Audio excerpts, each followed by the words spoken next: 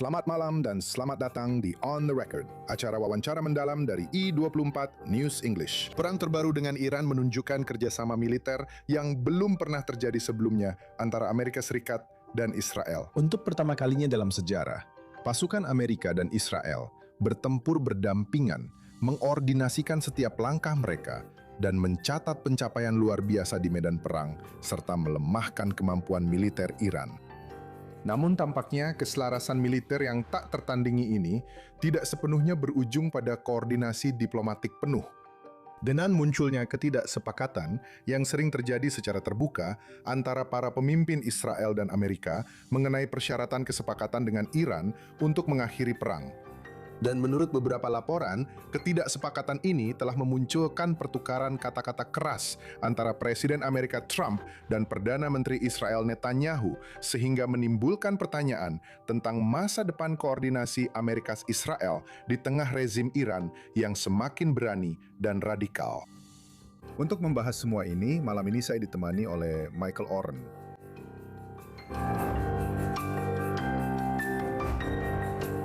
Oren adalah duta besar Israel untuk Amerika Serikat antara tahun 2009 dan 2013.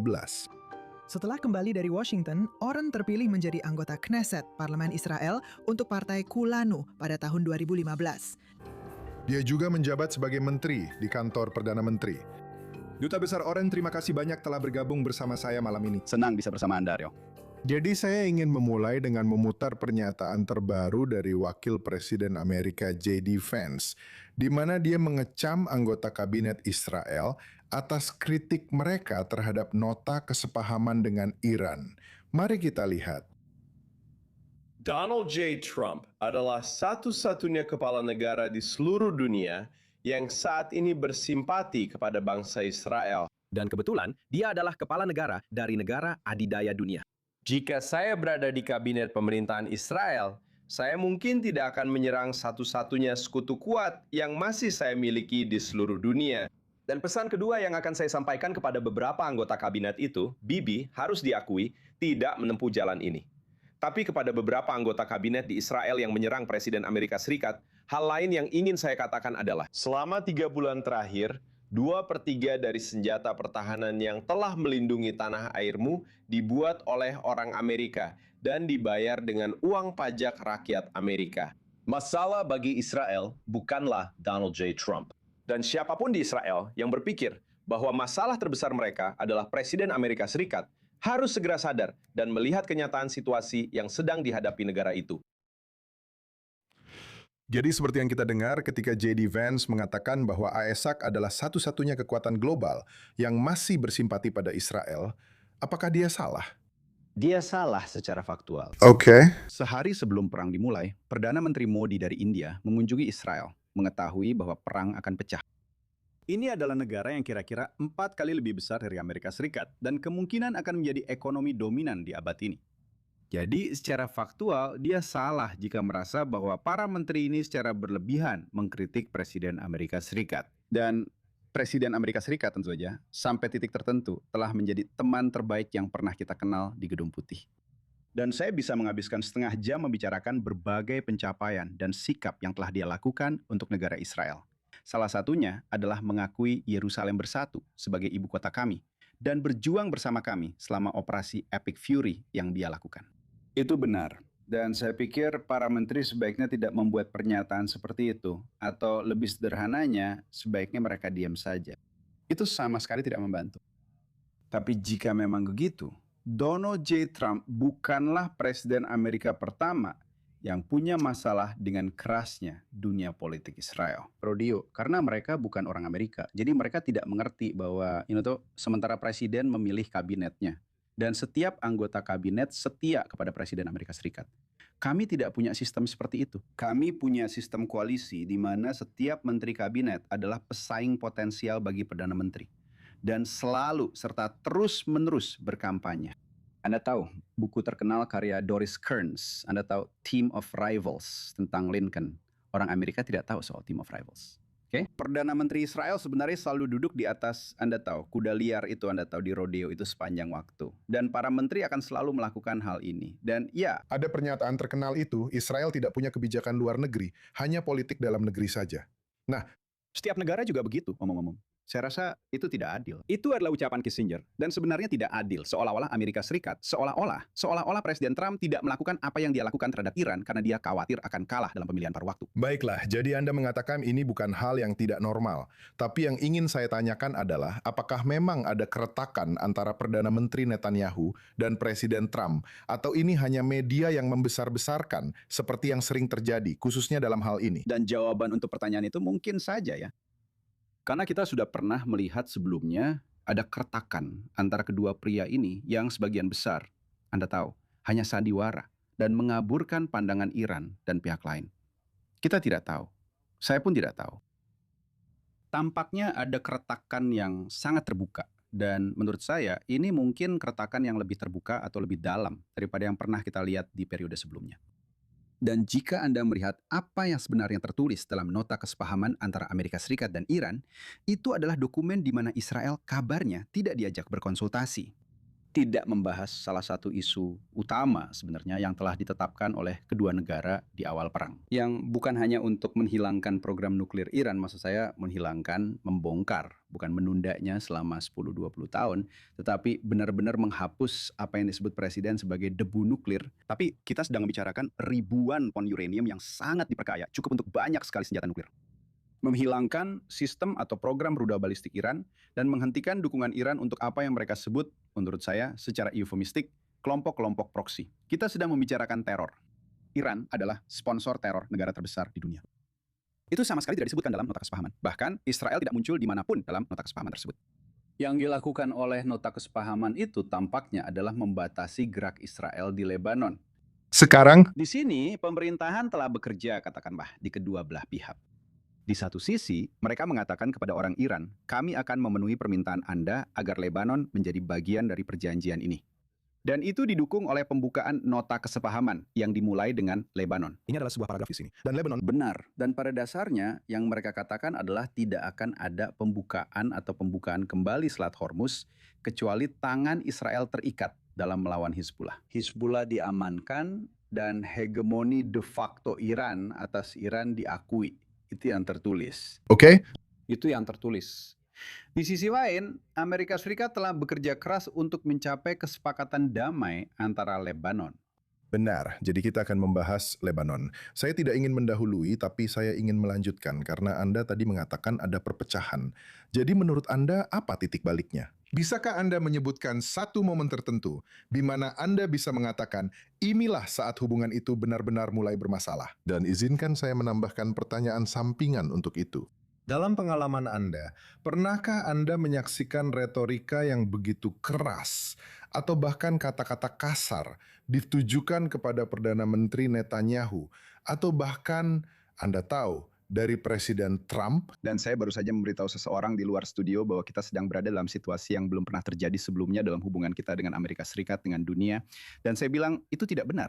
Setelah Perang Yom Kippur, 50% dari ekonomi kita digunakan untuk membayar utang perang. Kita kehilangan 2 kali lebih banyak orang dalam perang itu dibandingkan dengan perang ini, termasuk 7 Oktober, hanya dalam periode 3 minggu, dengan jumlah penduduk yang hanya sepertiga dari populasi kita saat ini. Kita tidak memiliki hubungan dengan Tiongkok. Kita juga tidak memiliki hubungan dengan blok Soviet. Ada 3 juta orang Yahudi yang terjebak di balik tirai besi. Dan 24 negara Afrika memutuskan hubungan dengan kita saat itu karena boikot minyak Arab. Tidak ada perdamaian dengan Mesir, tidak ada perdamaian dengan Yordania. Saya bisa teruskan. Kita pernah berada dalam posisi yang sangat sulit di negara ini sebelumnya. Jadi ini bukan berarti kita tidak sedang berada dalam posisi sulit hari ini.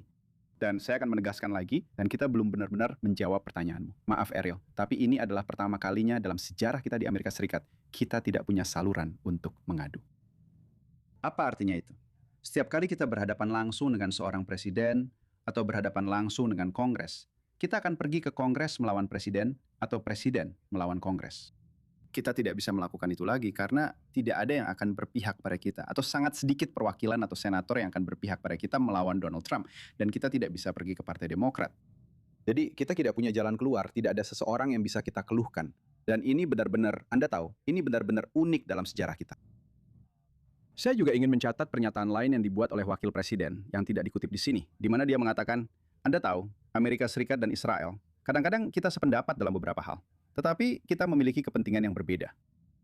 Dan saya pikir pernyataan itu adalah sebuah pernyataan fakta. Itu memang sudah jelas. Amerika Serikat adalah negara besar. Negara itu jauh dari Timur Tengah. Amerika Serikat tidak terancam pemusnahan langsung oleh Iran. Dan kami, Anda tahu, kami berada di halaman belakang Iran. Dan kami memang terancam dengan cara seperti itu. Dan saya pikir itulah intinya. Sekarang saya akan menjawab pertanyaan Anda. Maafkan saya. Apa titik kritisnya? Apa titik kritisnya? Saya mendapat informasi dari sumber saya bahwa titik kritisnya adalah pilot itu ditembak jatuh di Iran. Sekarang pikirkan tentang ini. Itu adalah operasi besar untuk menyelamatkan pilot itu. Dan untungnya dia berhasil diselamatkan. Saya rasa peran Israel dalam penyelamatan itu belum diungkapkan ke publik. Perannya cukup besar. Tapi jika pilot itu tertangkap dan diarak di jalan-jalan Teheran serta dipermalukan, bahkan mungkin mengalami hal yang lebih buruk dari itu, maka tekanan terhadap presiden untuk mengakhiri perang akan menjadi tak tertahankan, akan menjadi tak bisa dilawan. Sekarang pikirkanlah, sebuah negara pergi berperang dan akan mengakhiri perang jika kehilangan satu pilot saja yang tertawan. Jadi dalam perang ini, posisi kami di hadapan presiden memang selalu sangat rapuh. Dan banyak kesalahan yang dibuat, salah satunya adalah pemerintahan tidak pernah benar-benar membenarkan perang ini kepada publik Amerika. Dan omong-omong, ini sebenarnya argumen yang sangat mudah. Saya secara terbuka mengatakan bahwa itu adalah argumen yang sudah sangat jelas. Karena Amerika Serikat, karena Iran. Iran tidak hanya melakukan satu tindakan perang terhadap Amerika Serikat, tetapi secara harfiah ribuan tindakan perang terhadap Amerika Serikat sejak tahun 1979. Dan ketika orang-orang menyebut perang ini ilegal, saya jadi bingung. Tapi di mana jatuhnya pilot itu menciptakan perpecahan antara pada saat itu presiden sedang menarik diri. Dia ingin menarik diri. Dia ingin menarik diri. Sebagai akibat dari insiden itu. Ya, Saya rasa itu sudah terlihat. Itu menunjukkan betapa tipisnya batas itu. Dan kami sudah terlibat. Kami benar-benar terlibat. Dan kami akan tetap terlibat hari ini. Jika dia memulai perang lagi hari ini, kami akan benar-benar terlibat. Rakyat Amerika tidak akan mendukungnya. Tapi rakyat Israel akan sangat mendukungnya. Jadi ada perbedaan kepentingan. Saya tidak tahu apakah presiden berpikir bahwa operasi ini akan mirip dengan operasi Maduro di Venezuela yang akan menjadi solusi cepat. Dan Anda tahu mungkin ada beberapa orang yang menyalahkan Netanyahu dengan tuduhan itu. Dan sekali lagi kita tidak bisa membuktikannya. Ada isu yang beredar ke New York Times bahwa Netanyahu dan kemudian Mossad meyakinkan Trump bahwa ini adalah operasi yang mudah, bahwa rezim Iran akan segera jatuh. Kita tidak tahu itu. Saya sudah cukup lama berkecimpung di dunia politik, diplomasi, dan sejarah untuk mengatakan bahwa hanya berdasarkan satu artikel di New York Times, Anda tidak bisa membangun seluruh teori. jadi berbicara tentang artikel, saya ingin membacakan sesuatu yang Anda tulis dalam opini terbaru berjudul Israel tidak punya pilihan selain mengambil risiko konflik terbuka dengan Trump. Dan dalam opini ini Anda menulis, setiap kali Israel menentang Gedung Putih dan pergi berperang, kami mendapatkan rasa hormat dari Amerika. Setiap kali kami menyerah pada tekanan dan menahan diri, kami justru mendapat penghinaan dari Amerika. Dan kemudian, Anda mengatakan bahwa Israel harus menunjukkan bahwa mereka bukanlah bawahan Amerika Serikat atau negara bagian ke-51, melainkan negara berdaulat dengan kewajiban yang tak tergoyahkan untuk membela wilayah dan warganya. Pada akhirnya, jika sejarah menjadi panduan kita, Trump akan menghormati kita karenanya. Jadi apa artinya menentang Gedung Putih, menyerang Iran tanpa persetujuan, lampu hijau, atau koordinasi dari Amerika? Apa maksudmu ketika kamu mengatakan menentang atau mengambil risiko konflik terbuka dengan Trump? Apa artinya itu? Nah, Jika kamu ingin aku membahas seluruh sejarahnya, tapi apa yang kutulis di sana memang benar secara faktual. Kami berperang pada tahun 1948, 1956, 1967. Melawan keinginan Amerika Serikat. Dan pada tahun 1991, selama Perang Teluk Pertama, kami tunduk pada tekanan Amerika dan tidak berperang. Dan selama banyak operasi yang kami lakukan melawan Hizbullah, tentu saja juga melawan Hamas, Amerika Serikat selalu menyuruh kami untuk berhenti. Amerika telah menyuruh kami untuk menghentikan setiap perang dan setiap operasi yang kami lakukan sejak tahun 1956. Dan setiap kali kami tunduk pada tekanan itu, kami justru mendapat penghinaan.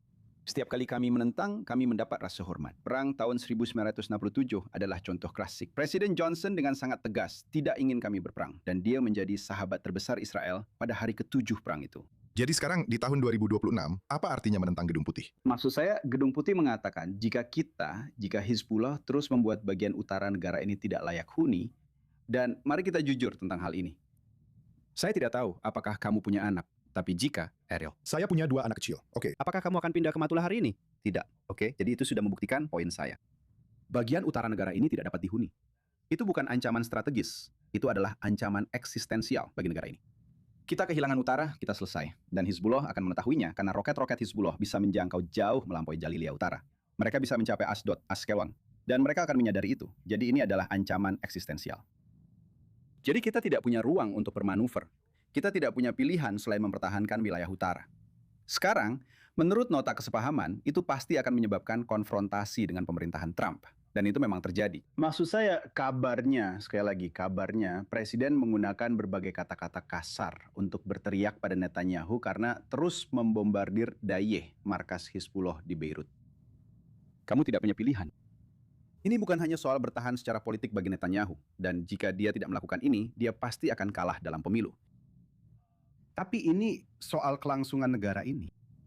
Jadi ya, kita harus berdiri tegak, dan saya pikir pada akhirnya jika kita membela diri kita sendiri dan tidak tunduk pada tekanan seperti ini, kita akan mendapatkan lebih dihormati daripada jika kita tidak melakukannya.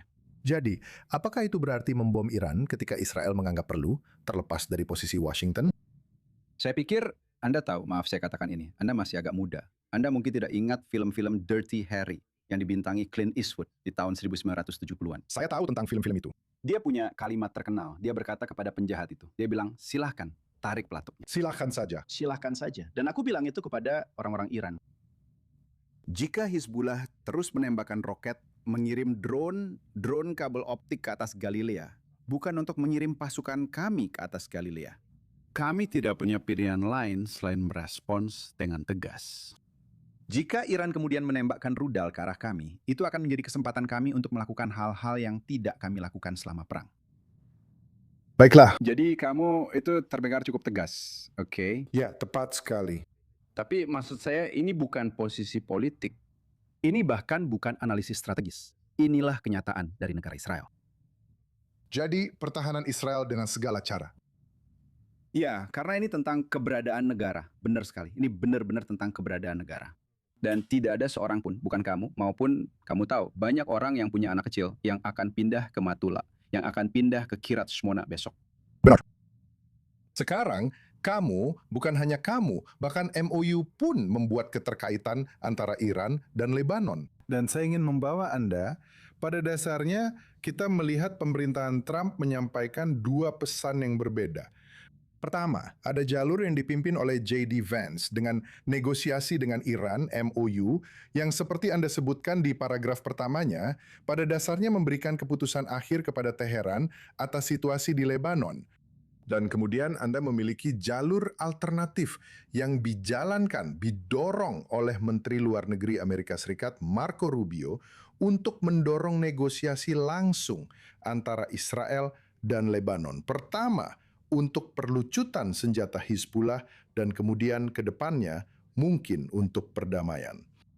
Jadi pertanyaan saya, di satu sisi ini bisa terlihat sebagai strategi yang tidak konsisten, atau di sisi lain, ini bisa jadi semacam tipu muslihat untuk semacam mengelabui Iran agar mereka mau menandatangani MOU dengan mengatakan, ini kalian punya keterkaitan dengan Iran.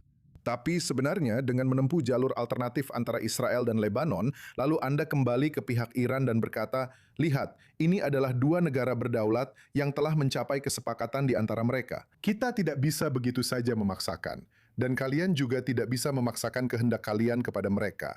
Kita harus membiarkan jalur itu berjalan secara independen. Skenario mana dari ini yang Anda lihat? Dan jawabannya lagi adalah itu, atau kurangnya strategi. Iya, jawabannya untuk keduanya adalah iya. Kamu ingin salah satu atau yang lain. Sebenarnya keduanya. Dan ini klasik. Ada sebuah strategi dan ada strategi yang sesungguhnya. Ini klasik. Ini klasik Donald Trump. Ini klasik.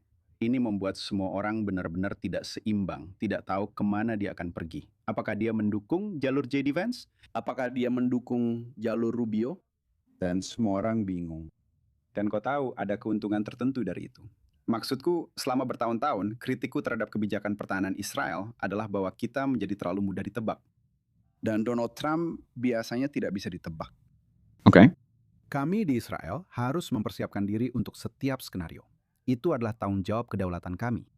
Entah Anda tahu, sebuah skenario di mana Amerika Serikat dan Iran benar-benar mencapai kesepakatan berdasarkan nota kesepahaman, itu sangat tidak mungkin. Tapi kami harus mempersiapkan diri untuk skenario di mana Anda tahu, Iran akan mendapatkan puluhan miliar dolar, dan Anda tahu kemana uang itu akan pergi. Dan program nuklirnya mungkin akan sedikit tertunda, kami tidak tahu. Tapi aspek lain dari apa yang kami cari dalam perang ini, yaitu rudal balistik, dukungan terhadap teror, tidak akan ditangani. Dan kami harus mempersiapkan diri untuk perang berikutnya dengan Iran. Benar, itu salah satu caranya. Cara lainnya adalah pemerintahan sedang mencoba untuk mengulur proses ini sampai melewati tenggat pemilu paruh waktu, bulan November. Dan setelah itu, Presiden akan lebih bebas. Tangannya akan lebih leluasa untuk mengambil keputusan. Saya tidak berpikir orang-orang Iran sebodoh itu untuk menunggu hal itu terjadi. Mereka akan memicu pertengkaran dengan Donald Trump sebelum itu terjadi agar harga bensin di Amerika Serikat naik lagi dan memberikan Partai Demokrat peluang besar untuk memenangkan pemilu paruh waktu tersebut atau peluang yang lebih baik. Kita tidak tahu. Ini yang kita tahu, oke? Yang kita tahu adalah bahwa perjanjian dengan Lebanon ini mengakui kehadiran IDF di bagian selatan negara itu. Tidak meminta penarikan. Diakui seperti itu. Kroll bahkan tidak masuk daftar teratas. Ya, Itu luar biasa. Tidak, itu adalah pencapaian besar dan mengakui bahwa kita punya hak dan kewajiban untuk membela diri dari Hizbullah dan menyerukan, kamu tahu, semoga dia akan menyerukan perlucutan senjata Hizbullah. Sekarang semua itu bagus, tapi pada akhirnya jalan menuju Beirut melewati Teheran, Islamabad, dan Doha. Karena tidak pernah ada solusi nyata untuk Lebanon kecuali kamu bisa menyelesaikan ancaman dari Iran. Karena Amerika Serikat tidak akan menurunkan pasukan di Lebanon untuk menegakkan perlucutan senjata Hizbullah. Israel juga tidak akan melakukannya. Saya sudah setua itu. Saya ikut dalam pertempuran Beirut tahun 1982. Saya mengklaim sebagai tentara pertama yang masuk ke Beirut pada tahun 1982. Apa yang terjadi dengan kota itu sekarang? Dan itu tidak berjalan dengan baik bagi kami. Jadi kami tidak akan menduduki kembali seluruh Lebanon. Dan negara Lebanon serta tentara Lebanon saat ini tidak mampu lucuti senjata Hizbullah. Jadi itu memang terlihat bagus di atas kertas. Bagus bahwa kita mendapat pengakuan atas kehadiran kita di Lebanon Selatan. Tapi ini akan menjadi perjuangan yang berkelanjutan. jadi itu terkait dengan Iran-Lebanon. Sebelum saya lanjut ke segmen berikutnya, saya ingin jawaban singkat saja jika Anda berkenan. Apa yang perlu dilakukan Israel sekarang agar tidak semakin merusak hubungan dengan Amerika Serikat? Anda tahu, ada istilah dalam bahasa Ibrani, pia cacam al piat sodek.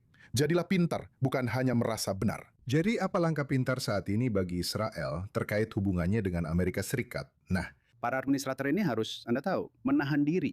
Menahan diri. Lihat saja bagaimana hasilnya nanti. Sekali lagi, saya akan menilai kemungkinan munculnya apapun dari MOU ini sangat-sangat kecil. Dan Anda tahu, sepertinya kemarin Tuan Witkoff dan Jared Kushner datang ke Doha untuk bertemu dengan pihak Iran. Dan pihak Iran tidak mau bertemu dengan mereka. Oke, semua itu baik untuk negara Israel. Memang begitu. Tapi kita sebaiknya tidak mengatakannya. Kita hanya, Anda tahu, tetap menahan diri dan terus menegakkan kedaulatan serta tugas kita di utara dan melindungi utara sebaik mungkin, serta bersiap untuk putaran berikutnya. Harapan kami pada akhir Februari awal Maret lalu adalah akan ada perubahan mendasar dalam pola tradisional Israel. Arah perjalanannya seperti yang Anda tahu, kita bergerak dari satu perang ke perang berikutnya. Terkadang kita meyakinkan musuh untuk berdamai dengan kita, terkadang tidak. Dan di sela-selanya, kita membangun salah satu negara paling maju di dunia. Salah satu negara, bangsa yang paling berkembang di dunia. Itulah keunggulan kita. Saya pikir mungkin segalanya akan berubah. Dan kita benar-benar akan memiliki semacam perdamaian regional. Israel, Lebanon, Israel, Suriah, Israel, Arab Saudi, bahkan mungkin Israel, Iran. Dan sebuah Pax Americana yang dipulihkan, yang akan membentang dari Mediterania Timur hingga ke tepi Sungai Gangga. Benar-benar, itulah visinya. Oke, kita tidak akan mendapatkan itu. Kita mungkin akan kembali ke doktrin lama memangkas ancaman secara berkala. Tapi kita harus bersiap untuk itu. Dan kita juga harus bersiap untuk itu dalam situasi di mana Amerika Serikat mungkin tidak akan bergabung dengan kita dan kemungkinan besar memang tidak akan. Dan seperti yang saya katakan sebelumnya, kita tidak bisa mengandalkan Amerika Serikat. Jadi kita harus mendiversifikasi portofolio kebijakan luar negeri kita, India. Kita harus mencapai kemandirian amunisi sebisa mungkin dan tidak bergantung pada negara manapun. Kita harus melepaskan diri dari bantuan militer Amerika yang sudah lama saya dukung, sudah bertahun-tahun sekarang. Jadi kita punya banyak pekerjaan yang harus diselesaikan untuk mempersiapkan putaran berikutnya. Baiklah, jangan hanya duduk diam dan bersiap-siap. Saya ingin beralih ke bagian terakhir acara ini. Ini adalah segmen Rapid Fire. Saya akan menunjukkan 3 gambar kepada Anda, dan Anda katakan hal pertama yang terlintas di pikiran. Jadi ini gambar pertama. Menteri Luar Negeri Amerika Serikat, Marco Rubio. Orang hebat. Saya banyak bekerja dengannya. Saya pikir dia punya kualitas sebagai presiden. Dan saya pikir dia akan mendapat dukungan yang sangat besar, baik di dalam Partai Republik, tentu saja juga dari komunitas Yahudi Amerika. Dan dia adalah seorang Latino. Dia bisa menjadi presiden Latino pertama Amerika. Baiklah, masih ada waktu sampai itu terjadi. Tapi menarik. Mari kita lanjut ke gambar berikutnya. Ini adalah Emir Qatar, Sheikh Tamim bin Hamad Al Thani. Pada suatu saat, Qatar pasti akan mendapatkan balasan yang setimpal. Bahwa mereka bermain di dua sisi sebagai mediator sekaligus sebagai pemberi hadiah pesawat sangat besar kepada Presiden Trump. Di sisi lain, Qatar adalah pendukung utama terorisme. Ini adalah negara yang telah menghabiskan puluhan miliar dolar untuk meracuni opini di Amerika Serikat terhadap Israel dan opini anak-anak muda Amerika terhadap negara mereka sendiri. Dan ini adalah putra mahkota Saudi, Muhammad bin Salman. Ya, aku bisa kukatakan aku agak kecewa. Kamu tahu, pada malam sebelum perang, ini terjadi pada bulan Oktober, 1 Oktober 2023. Kemungkinan tercapainya perjanjian damai antara Arab Saudi dan Israel benar-benar nyata. Dia berkata kepada Fox News, setiap hari kita semakin dekat. Dan saya tahu dari kontak saya sendiri di Washington bahwa hal itu benar-benar nyata. Mereka berpikir bahwa kapan saja kita bisa menandatangani perjanjian ini. Ada pertanyaan tentang diskusi mengenai jalur menuju negara Palestina, dan saya selalu mendukung untuk menerima apa yang kita sebut kata P itu. Jalan setapak itu cuma jalan berkerikil, belum tentu menuju kemanapun. Mereka bukan orang bodoh, mereka tahu negara Palestina di bawah Hamas akan menghancurkan separuh kawasan Teluk. Dan mereka sudah siap untuk membuat kesepakatan itu. Lalu pada 7 Oktober, kesepakatan Abraham diperkuat oleh keyakinan pada kekuatan Amerika, keteguhan Amerika, dan kemauan untuk menunjukkan kekuatan itu. Saya rasa sekarang ada keraguan besar terhadap kemauan Amerika untuk menunjukkan kekuatannya dalam jangka panjang.